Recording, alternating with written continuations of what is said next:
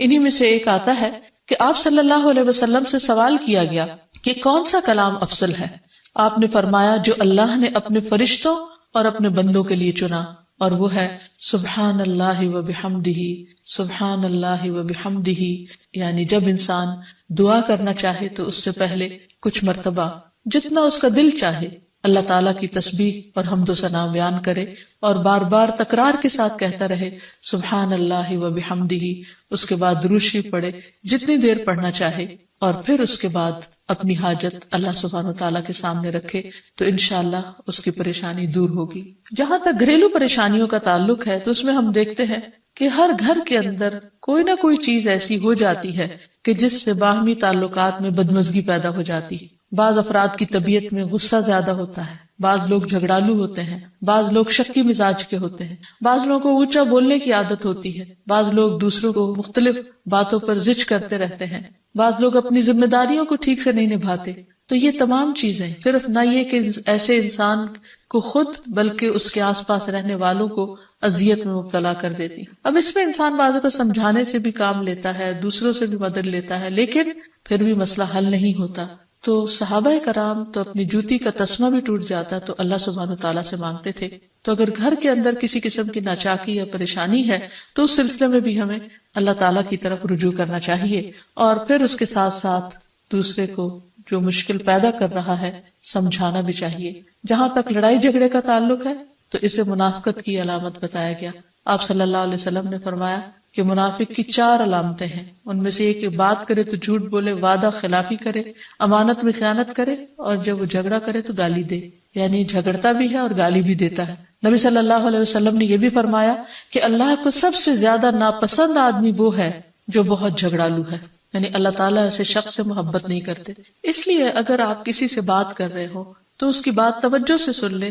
چھوٹی چھوٹی باتوں پر جھگڑنا اور دوسرے کے ساتھ بد اخلاقی سے پیش آنا یہ درست نہیں۔ پھر اسی طرح مومن جو ہے وہ کبھی بد اخلاق نہیں ہوتا، اور بد اخلاقی پھر منافقت کی علامت ہے۔ رسول اللہ صلی اللہ علیہ وسلم نے فرمایا تمہارے یہ نسب نامے کسی کے لیے گالی کا سبب نہیں ہے، تم سب آدم کی اولاد ہو، ایک دوسرے کے قریب ہو، دین یا عمل صالح کے علاوہ کسی وجہ سے کسی کو کسی پر کوئی فضیلت نہیں۔ آدمی کے برا ہونے کے لیے یہی کافی ہے کہ وہ فحش گو ہو، بد کلام ہو، بخیل ہو اور بزدل ہو۔ پھر اسی طرح آپس میں محبتوں کا نہ ہونا، بہن بھائیوں میں ناچاکی یا شوہر بیوی میں ناچاکی یا والدین کے ساتھ محبت کا نہ ہونا، یہ ایک طرح سے اللہ تعالیٰ کی طرف سے ایک آزمائش بھی ہو سکتی ہے اور ایک عذاب بھی ہو سکتا ہے۔ مومن تو محبت کرنے والا ہوتا ہے، اور اس شخص میں کوئی خیر نہیں جو محبت کرتا نہیں اور لوگ اس سے محبت نہیں کرتے، اور لوگوں میں سب سے زیادہ بہترین انسان وہ ہے جو لوگوں کے لیے فائدہ مند ہوتا ہے۔ تو اس لیے بہت ضروری ہے کہ خاندان کے اندر باہم محبت پائی جائے۔ گھریلو زندگی خوبصورت ہو جاتی ہے اگر آپس میں ایک دوسرے سے پیار، محبت اور ہمدردی کے جذبات پائے جاتے ہیں۔ پھر اسی طرح بعض اوقات گھریلو زندگی میں بدگمانیاں بہت تکلیف دیتی ہیں، یا گھر کے کچھ افراد سنی سنائی باتوں پر یقین کرتے ہوئے دوسروں کے خلاف بدگمانی پال لیتے ہیں، تو اس سے بھی پرہیز کرنے کی ضرورت ہے۔ اسی طرح گھریلو پریشانیوں میں گھر کا تنگ ہونا بھی ایک عذاب کی شکل ہے۔ اس لیے نبی صلی اللہ علیہ وسلم نے ہر وضو کرنے کے بعد جو دعا سکھائی اس میں خاص طور پر یہ دعا آتی ہے کہ اللہ میرے گھر میں وسعت پیدا کر دے، یعنی ایک تو دلوں میں وسعت ہو اور دوسرا یہ ہے کہ جگہ بھی کشادہ ہو۔ رسول اللہ صلی اللہ علیہ وسلم نے فرمایا 3 چیزیں بدبختی میں سے ہیں۔ عورت جب تو اسے دیکھے تو وہ تجھ کو بری لگے اور وہ تجھ پر اپنی زبان چلائے، اور اگر تو اس سے غائب ہو تو وہ اپنے نفس کی اور تیرے مال کی حفاظت نہ کرے۔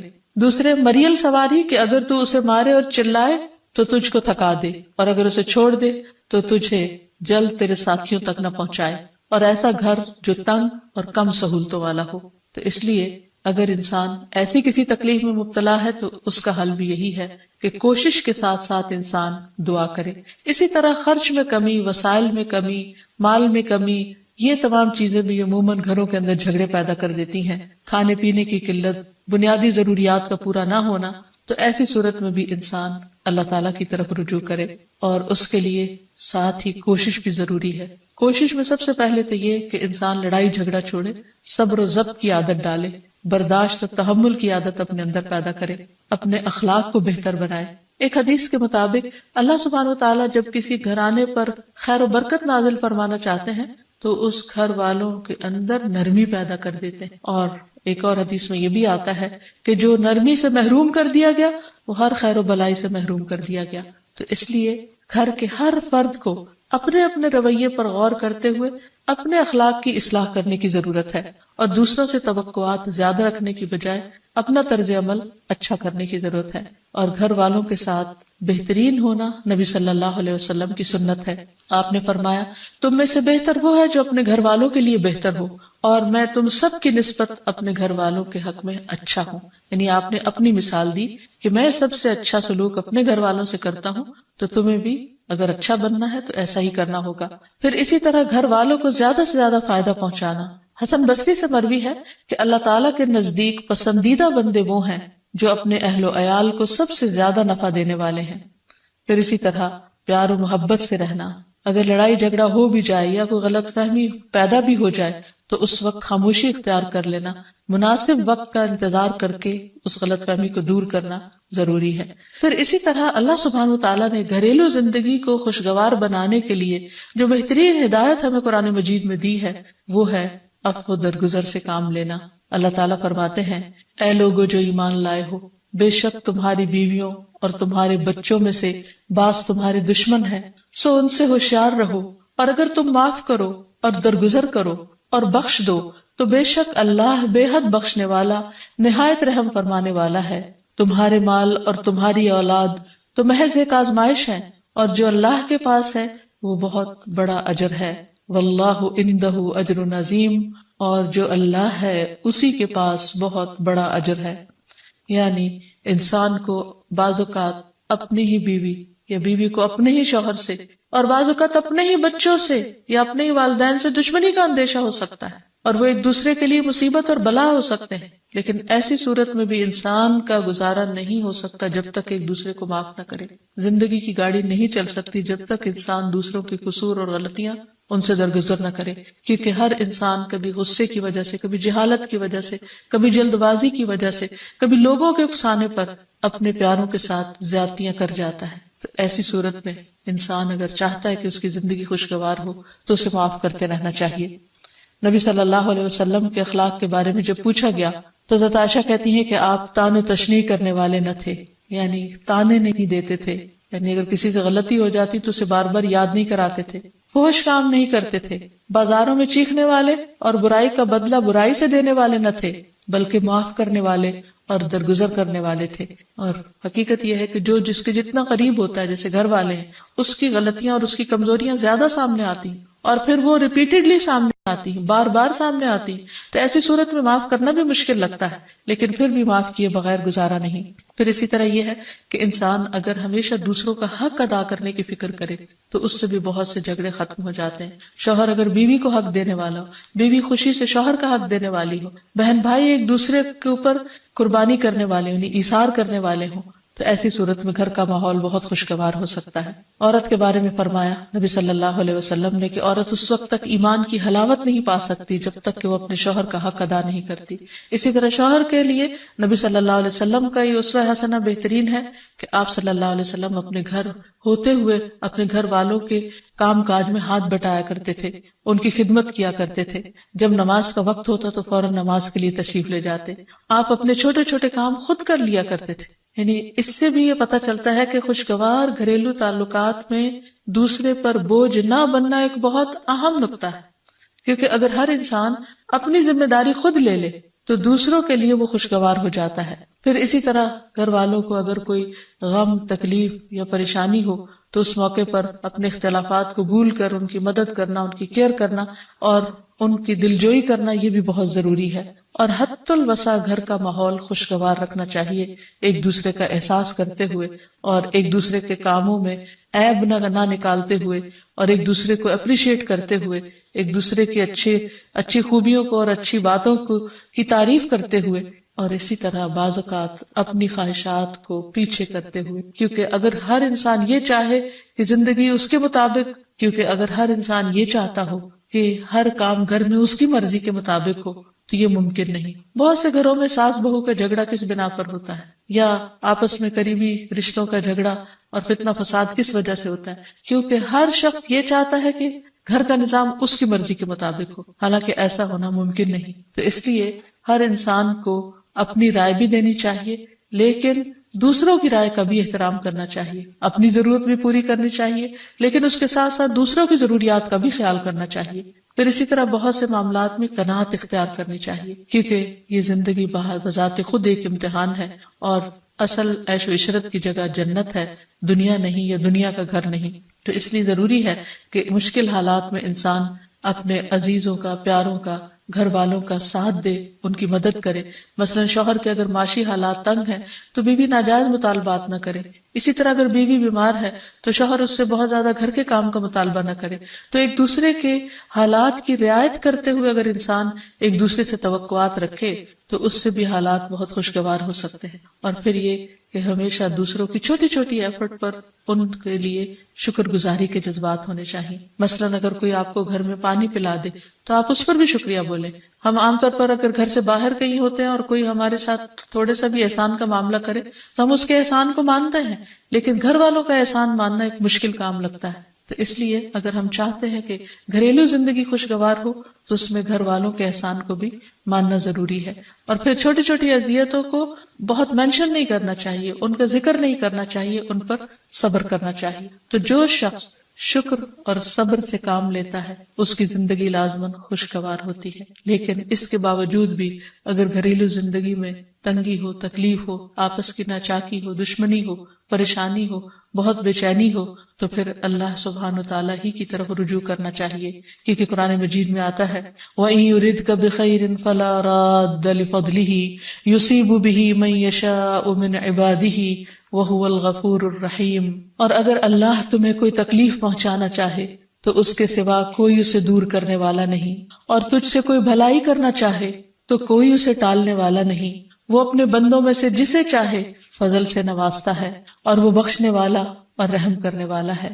تو اس لیے چھوٹی چھوٹی تکلیفوں پر بھی فوراً اللہ کا ذکر، اللہ کی یاد، اللہ کی تسبیح انسان کے دل کو سکون بخشتے۔ اور نبی صلی اللہ علیہ وسلم نے خصوصاً اپنی پیاری بیٹی فاطمہ رضی اللہ تعالی عنہا کو جب وہ گھر کے کام کاج کر کے تھک جاتی تھی، کیونکہ اپنے ہاتھ سے چکی پیستی، اپنے ہاتھ سے آٹا گوندتی، اپنے ہاتھ سے اپنے گھر کے کام کاج کرتی، بچوں کو لک آفٹر کرتی، تو بہت تھک جاتی تھی۔ اور اسی تھکاوٹ کی وجہ سے انہوں نے ایک دفعہ نبی صلی اللہ علیہ وسلم کے پاس جب کچھ قیدی آئے تو خادم کا مطالبہ کیا، لیکن آپ صلی اللہ علیہ وسلم نے ان کو خادم دینے کی بجائے یہ تسبیحات سکھائی اور فرمایا کہ جب تم اپنے بستر پر جانے لگو تو 33 بار سبحان اللہ، 33 بار الحمدللہ اور 34 بار اللہ اکبر پڑھ لیا کرو۔ اور اسی لیے یہ تسبیحات فاطمہ کے نام سے بھی معروف ہیں۔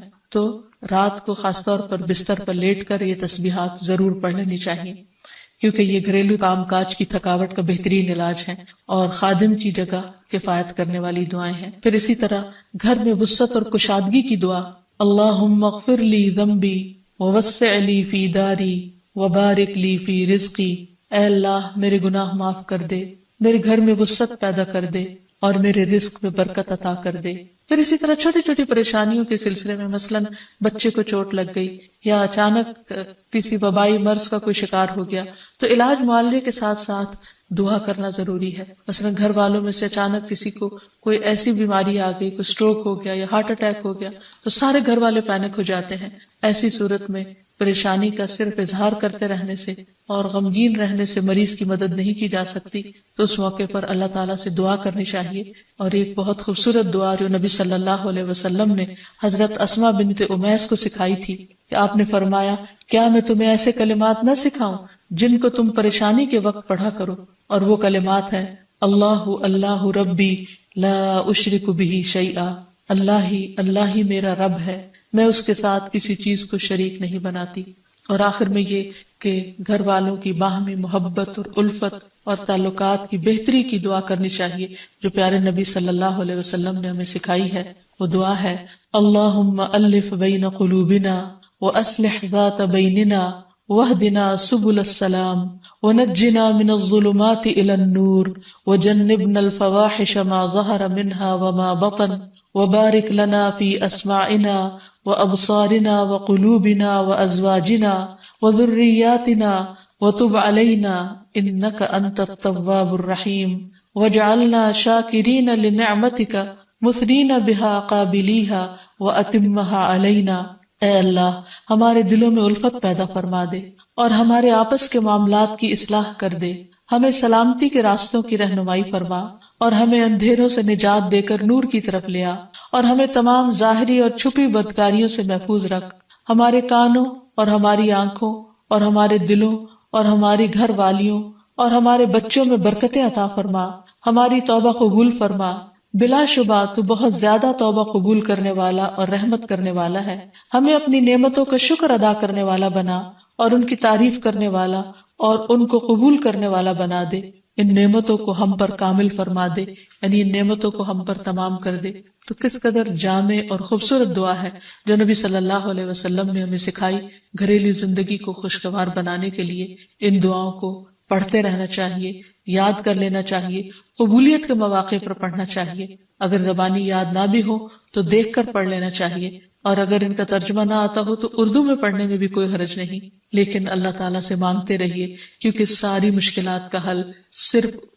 عن ابی موسیٰ عن النبی صلی اللہ علیہ وسلم قال مثل البیت الذی یذکر اللہ فیہ والبیت الذی لا یذکر اللہ فیہ مثل الحی والمیت، رواہ مسلم۔ سیدنا ابو موسیٰ رضی اللہ عنہ سے روایت ہے، نبی صلی اللہ علیہ وسلم نے فرمایا، جس گھر میں اللہ تعالیٰ کا ذکر کیا جاتا ہے اور جس گھر میں اللہ تعالیٰ کا ذکر نہیں کیا جاتا وہ زندہ اور مردہ کی مثل ہے۔ اللہ کے بندے، اللہ سے محبت کرنے والے ہر حال میں اللہ کو یاد کرتے رہتے ہیں، خواہ وہ اپنے گھر میں ہو یا گھر سے باہر۔ الذین یذکرون اللہ قیاما وقعودا وعلی جنوبہم، وہ جو اللہ کا ذکر کرتے ہیں کھڑے، بیٹھے اور لیٹے۔ ایسے لوگ دنیا کے کسی بھی حصے میں ہوں، کوئی بھی کام کر رہے ہوں، ان کے دلوں میں اللہ کی یاد سمائی ہوئی ہوتی ہے۔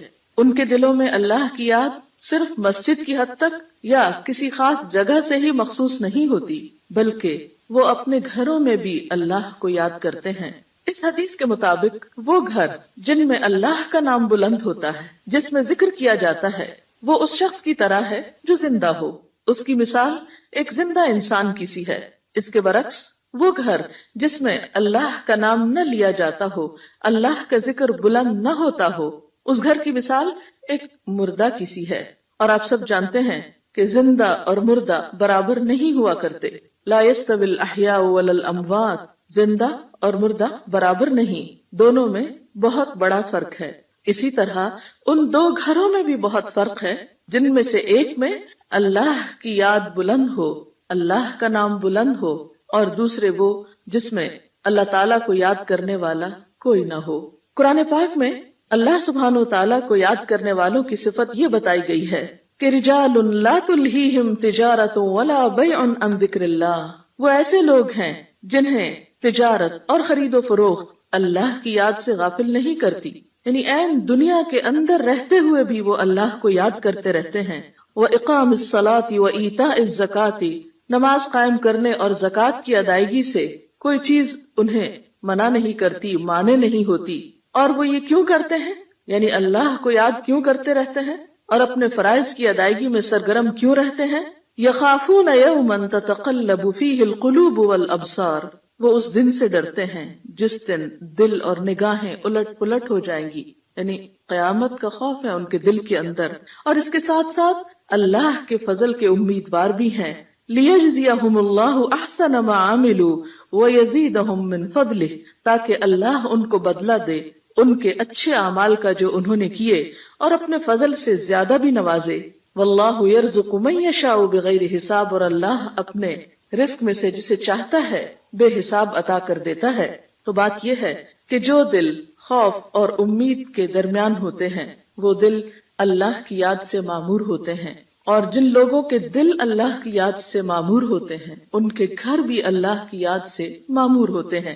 عام طور پر گھروں میں دو طرح سے ذکر ہوتا ہے، ایک انفرادی ذکر اور ایک اجتماعی ذکر۔ انفرادی ذکر میں نماز پڑھنا، قرآن کی تلاوت، اور اسی طرح چلتے پھرتے، اٹھتے بیٹھتے، گھر کے کام کاج کرتے، لیٹتے جاگتے، چلتے پھرتے اللہ کو یاد کرتے رہنا، خصوصاً وہ مسنون اذکار جو رسول اللہ صلی اللہ علیہ وسلم سے وارد ہیں۔ اور دوسری قسم اجتماعی ذکر کی ہے کہ کسی ایک گھر میں مختلف لوگ جمع ہو کر یا اہل خانہ ہی جمع ہو کر اکٹھے بیٹھ کر اللہ کو یاد کریں. اور اس سے مراد کسی خاص قسم کا وظیفے کا ورد ہی نہیں، بلکہ اللہ تعالیٰ کی یاد کے مختلف طریقے ہو سکتے ہیں. اللہ تعالیٰ کی معرفت حاصل کرنے، علم سیکھنے اور جاننے کے جو حلقات ہیں وہ بھی اللہ ہی کے ذکر اور اللہ ہی کی یاد کی طرف انسان کو راغب کرتے ہیں. قرآن پاک میں خاص طور پر ازواج مطہرات کو یہ حکم دیا گیا وَاذْكُرْنَ مَا يُتْلَى فِي بُيُوتِكُنَّ مِنْ آيَاتِ اللَّهِ وَالْحِكْمَةِ، اور ذکر کرتی رہو، یاد کرتی رہو جو تمہارے گھروں میں پڑھی جاتی ہیں اللہ کی آیات اور حکمت کی باتیں. یعنی ازواج مطہرات رسول اللہ صلی اللہ علیہ وسلم کے گھر میں قرآن پاک اور حکمت کی باتوں کا ذکر کریں، یعنی انہیں آپس میں بھی سیکھیں سکھائیں اور دوسروں کو سکھانے کا بھی انتظام فرمائیں. تو گویا ذکر کی مجالس سے مراد تسبیحات وغیرہ کرنا بھی ہو سکتا ہے اور علم کی مجالس بھی ہیں، اور خصوصاً ایسے علم کی مجالس جن کے ذریعے انسان کے ایمان میں اضافہ ہو، اللہ تعالیٰ سے تعلق مضبوط ہو. قرآن پاک میں اللہ تعالیٰ نے اہل ایمان کو خصوصی طور پر تنبیہ فرمائی، تلقین فرمائی، یا ایھا الذین آمنوا لا تلہکم اموالکم واولادکم عن ذکر اللہ، اے لوگو جو ایمان لائے ہو، تمہارے مال اور تمہاری اولادیں تمہیں اللہ کے ذکر سے غافل نہ کریں. ومن یفعل ذلک فاولئک ھم الخاسرون، اور جو ایسا کریں گے وہی لوگ دراصل خسارہ پانے والے ہیں، نقصان اٹھانے والے ہیں. یعنی گھر میں ہوتے ہوئے انسان دنیا کے کاموں میں مشغول ہو جاتا ہے یا بال بچوں کی محبت میں بعض اوقات اللہ تعالیٰ کی یاد سے غافل ہو جاتا ہے، تو ایسے میں فرمایا کہ لا تلہکم اموالکم واولادکم عن ذکر اللہ، یہ دنیا کے مال اور یہ تمہارے بال بچے تمہیں اللہ کی یاد نہ بھلائیں. گویا گھر میں ہوتے ہوئے اللہ کو یاد کرتے رہو.